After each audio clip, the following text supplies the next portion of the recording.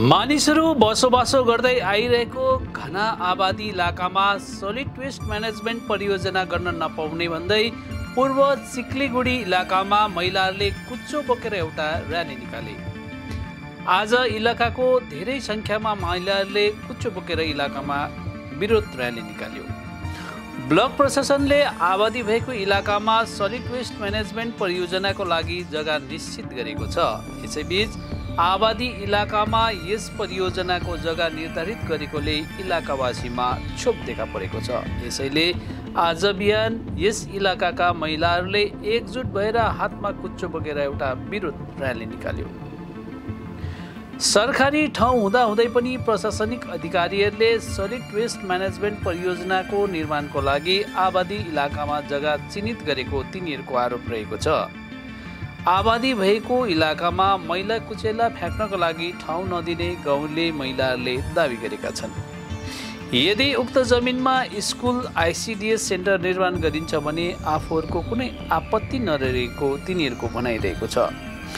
यदि प्रशासनिक अधिकारीहरूले सलिड वेस्ट म्यानेजमेन्ट परियोजनाको लागि स्थान परिवर्तन नगरे बृहत आन्दोलन गर्ने महिलाहरूले कठोर चेतावनी समेत दिएका छन्।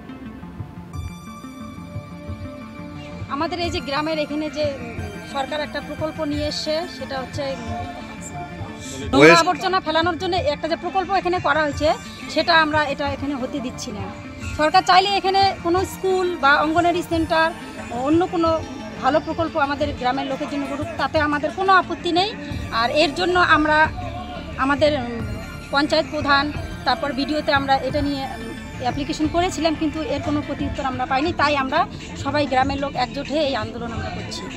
আমরা এখানে এই বিরোধিতা করছি, এই প্রকল্প আমরা এখানে হতে দিচ্ছি না। সেটাকে জানানো হয়েছে, কিন্তু এর কোনো আমরা কোনো এর ইয়ে পাইনি। আমরা এখানে এই প্রকল্প হতে দিচ্ছি না, দেব না, কোনো মতে না। তোমরা কি বলো সবাই?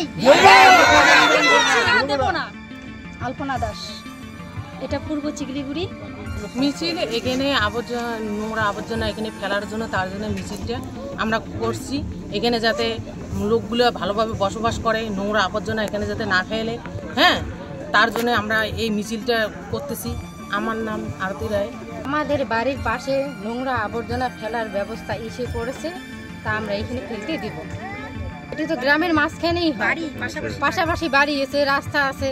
অন্য কোথাও হোক, মানে এইখানে হোক, আমার আপত্তি নেই। এইখানে স্কুল হোক বা সেন্টার হোক, এইটাই পূর্ণিমা হোক।